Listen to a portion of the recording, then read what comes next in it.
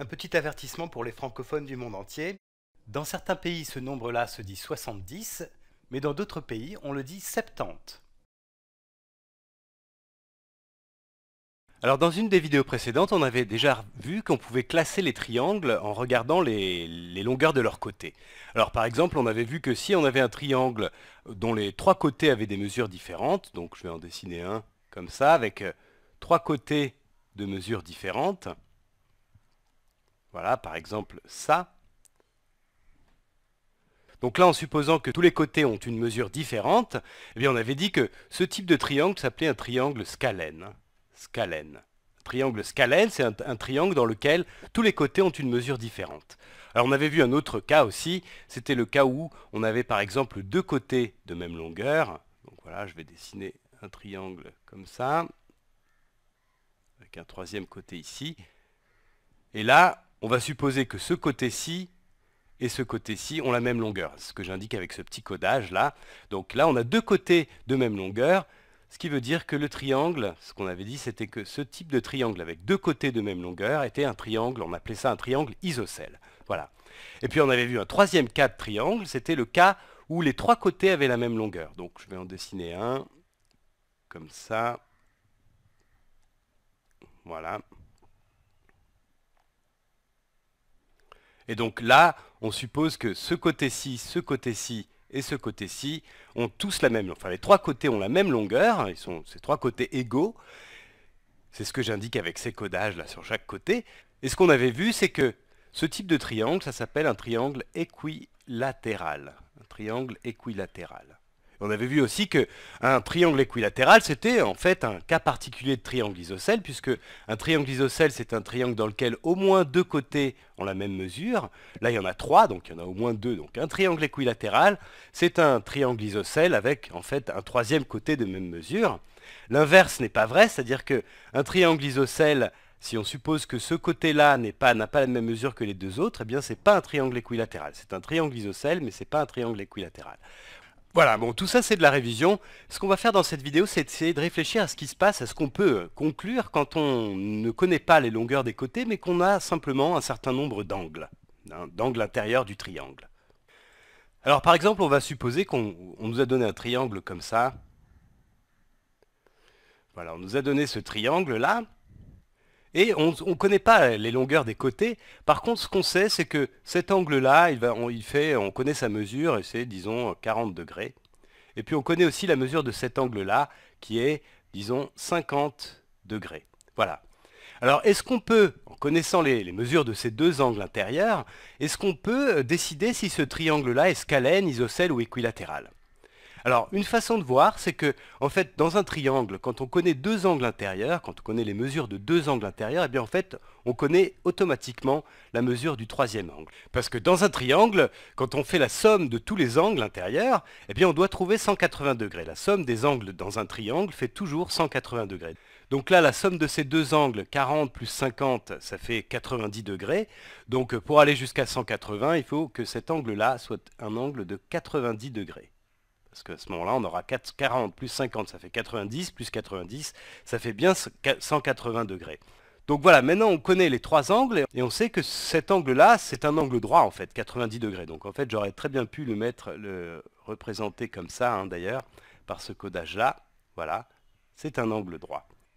Alors maintenant, en fait, ça suffit pour dire que ce triangle-là, que dans ce triangle-là, tous les côtés ont des mesures différentes. Alors, pour comprendre ça, une manière de voir, c'est de se dire que si je fais par exemple augmenter cet angle-là, si j'augmente cet angle-là, eh bien en fait, ce côté-là va augmenter. La longueur de ce côté-là va augmenter puisque je vais ouvrir plus cet angle-là, donc en fait je vais augmenter la longueur de ce côté. Si je diminue cet angle, effectivement cette longueur-là va diminuer. Alors, et ce raisonnement-là, on peut le faire en fait pour tous les angles, parce que si j'ouvre cet angle-là plus, si j'augmente la mesure de cet angle-là, eh bien c'est ce côté-là dont la longueur va augmenter. Si je diminue cet angle-là, cette longueur-là va diminuer. Voilà. Et puis on peut dire exactement la même chose avec cet angle-là, qui est, bon, ici c'est un angle droit, mais si je l'augmente, ça veut dire que je vais ouvrir encore plus cet angle, donc c'est ce côté-ci, côté opposé, qui va augmenter, hein, dont la longueur va augmenter. Si je diminue cet angle, donc je ferme plus l'angle ici, eh bien la longueur de ce côté-ci va diminuer.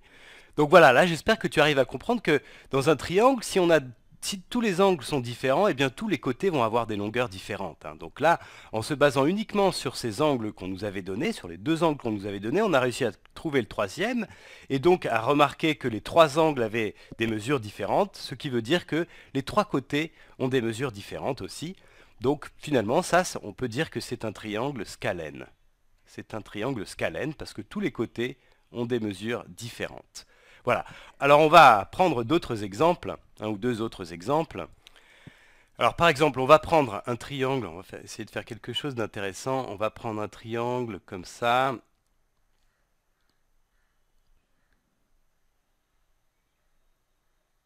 Voilà. Et on va supposer que cet angle-là, on va dire, il mesure par exemple 70 degrés. 70 degrés. Et puis cet angle ici, eh bien, on va supposer qu'il mesure, disons, 40 degrés. Voilà. Alors, est-ce qu'on peut, en utilisant ces deux angles-là, dire si ce triangle-là est scalène, isocèle ou équilatéral? Ben, en fait, on va utiliser exactement la même idée que tout à l'heure, c'est-à-dire que on va déterminer d'abord la valeur, la mesure de ce troisième angle. Alors pour ça, ben, on sait que dans ce triangle, si je fais la somme des trois angles, des mesures des trois angles, eh bien, je dois trouver 180 degrés. Alors ici, 70 plus 40, ça fait 110. Et quand j'ajoute celui-ci, ici, je dois trouver 180. Donc tu peux voir ça comme ça, hein. J'ai 110 degrés plus quelque chose qui est la mesure de cet angle-là. Et ça doit me donner 180 degrés. 180 degrés. Alors, bon, en fait, ça veut dire que ce que je dois rajouter ici, c'est 70 degrés, puisqu'effectivement, 110 plus 70, ça fait bien 180 degrés. Donc là, j'ai un angle de 70 degrés aussi. Alors ça, en fait, si on fait exactement le même raisonnement que tout à l'heure, en fait, ça veut dire que en fait, cet angle-là qui est ici va déterminer, selon s'il est plus grand ou plus petit, il va déterminer en fait cette longueur-là, la longueur de ce côté ici. Voilà. Et l'angle qui est là, eh bien, il va déterminer la longueur qui est ici. Donc finalement, comme ces deux angles ont la même valeur, eh bien les deux côtés, ces deux côtés-là vont avoir la même mesure. Alors je reprends un petit peu, hein. Cet angle-là détermine la mesure de son angle du côté opposé. Cet angle-là détermine la mesure du côté opposé aussi. Donc si on a deux angles égaux, eh bien ces deux côtés-là vont avoir la même mesure. Donc finalement, ce qu'on peut dire, juste à partir de ces deux angles qui nous étaient donnés au départ, eh bien on peut dire que ce triangle-là est isocèle. Voilà. Alors on va faire un troisième exemple. Et peut-être que même tu devines déjà ce qu'on va faire, hein, l'exemple qu'on va faire. En fait, je vais prendre un triangle comme ça. Voilà. Et on va supposer que cet angle-là vaut 60 degrés. Cet angle-là vaut 60 degrés aussi. Voilà. Et la question qu'on va se poser, bien sûr, c'est est-ce qu'on peut dire si ce triangle-là est scalène, isocèle ou équilatéral? Alors, comme tout à l'heure, ben, on va déterminer la mesure de cet angle-là. Ici, j'ai 60 plus 60, ça fait 120. Donc, pour aller jusqu'à 180, en fait, il faut que cet angle-là soit de 60 degrés aussi. Alors, comme tout à l'heure, on peut dire que, en fait, le fait que ces deux angles-là aient la même mesure, ça veut dire que les côtés, ces deux côtés-là ont la même mesure. Mais on peut dire ça pour ces deux angles-là aussi, hein. Ces deux angles-là ont la même mesure, donc ce côté-ci et ce côté-ci ont la même mesure. Donc finalement, on se retrouve avec un triangle dans lequel les trois côtés ont la même mesure. Donc ça, on sait que c'est un triangle qu'on avait appelé équilatéral. Voilà. Donc finalement, tu peux retenir ça. Dans un triangle, si j'ai trois angles égaux de même mesure, eh bien en fait j'ai trois côtés de même mesure. Donc un triangle dans lequel les trois angles intérieurs ont la même mesure, eh bien c'est un triangle équilatéral parce que les trois côtés ont forcément la même mesure. Et on peut faire exactement la même remarque que ce qu'on avait fait au départ, hein. C'est-à-dire que ce triangle-là, il a trois angles égaux, donc il a deux angles égaux au moins, donc c'est un triangle isocèle, hein.